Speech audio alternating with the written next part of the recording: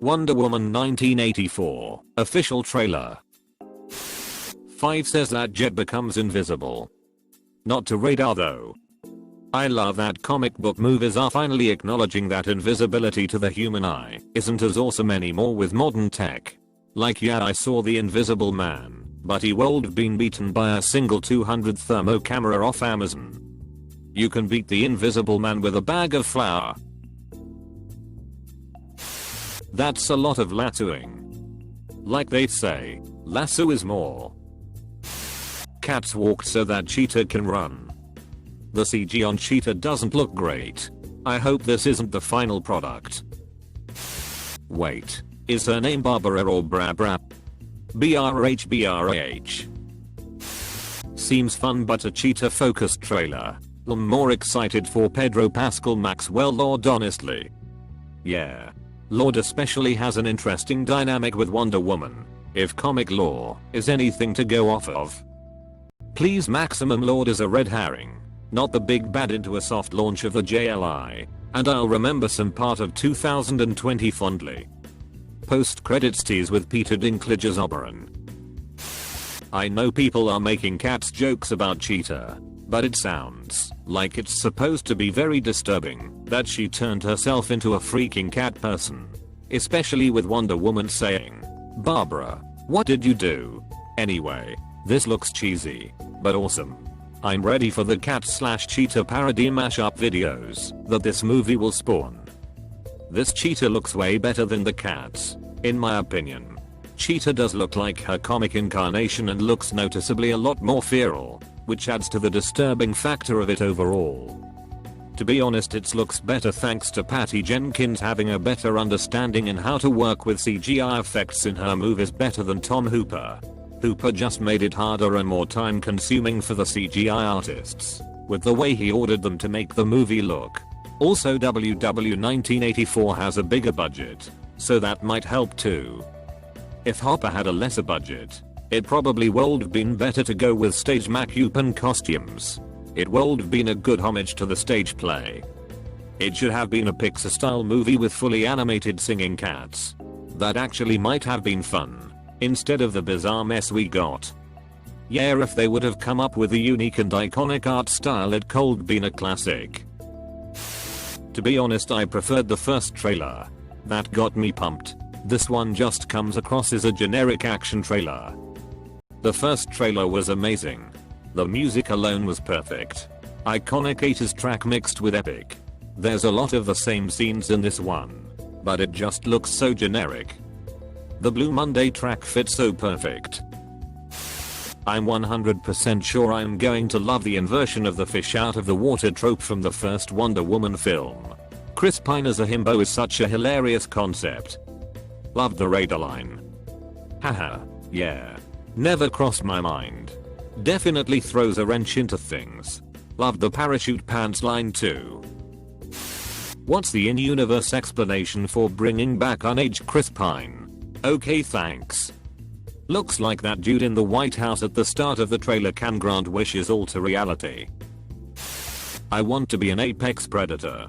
Turns into a mid-level predator that definitely gets eaten by other creatures. I want to be an apex predator.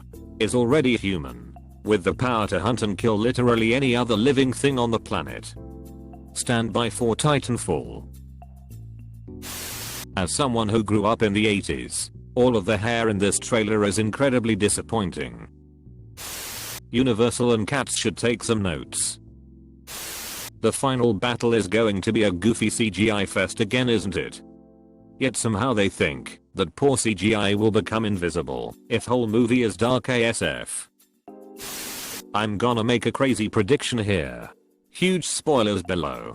Despite all the odds, Wonder Woman survives and triumphs at the end of the movie.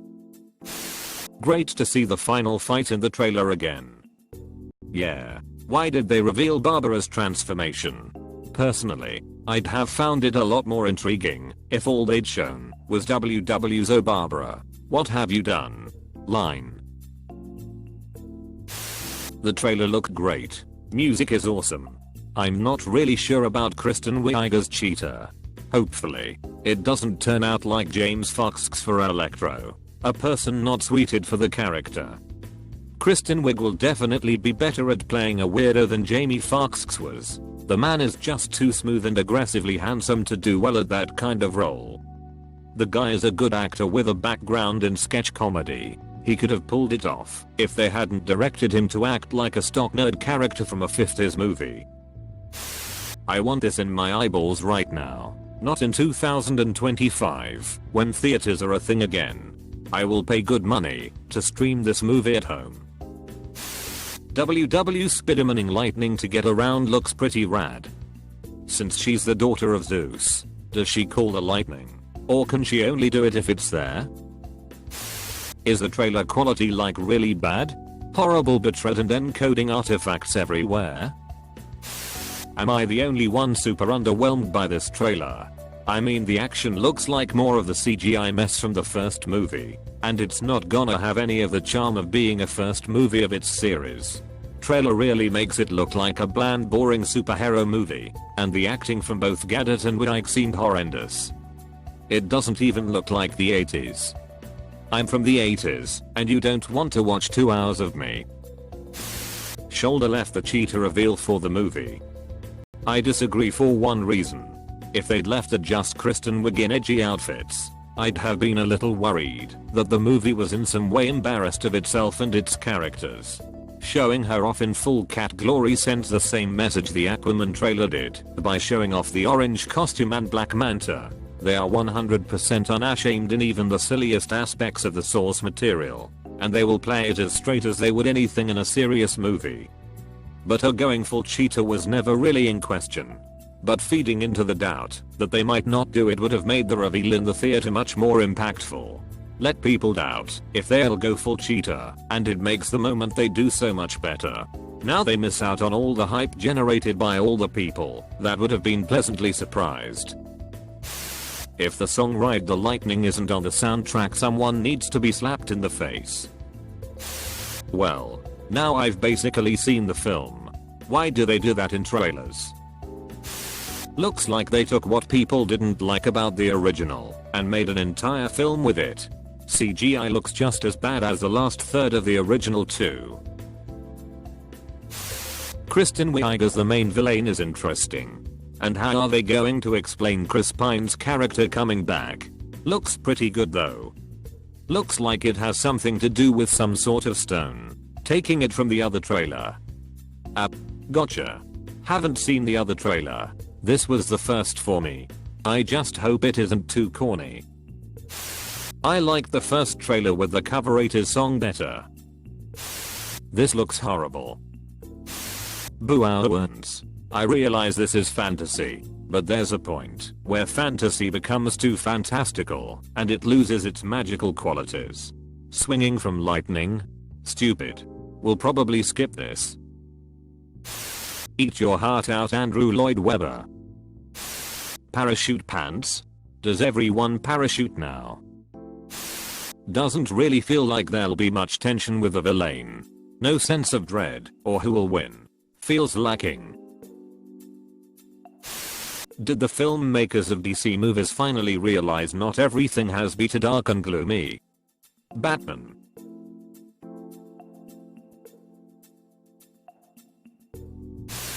It's actually 2020, but okay.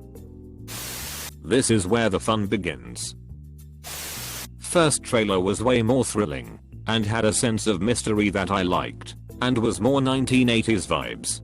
This is just underwhelming and ruined the whole cheetah reveal. Would have loved to see her go full cheetah mode in the movie instead of in the trailer.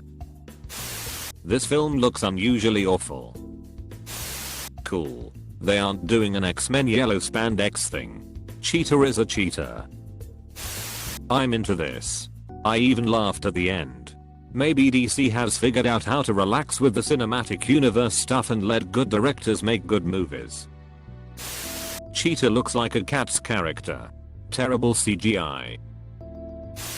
I really hope this bombs. Enough already. Here's my question. Because I know nothing about Wonder Woman. Why is it even set in 1984? I was expecting more 80s themes or all nods. This just looked like a regular superhero movie to me. Bad kitty. Bad. N. Definitely looks about par for the DC course. Down to the hero awful lane leap spin. The sweep kick being back. They can't resist the straight man time travels from the past culture shock bit. And don't forget Diana's every move is hard. Yeearg.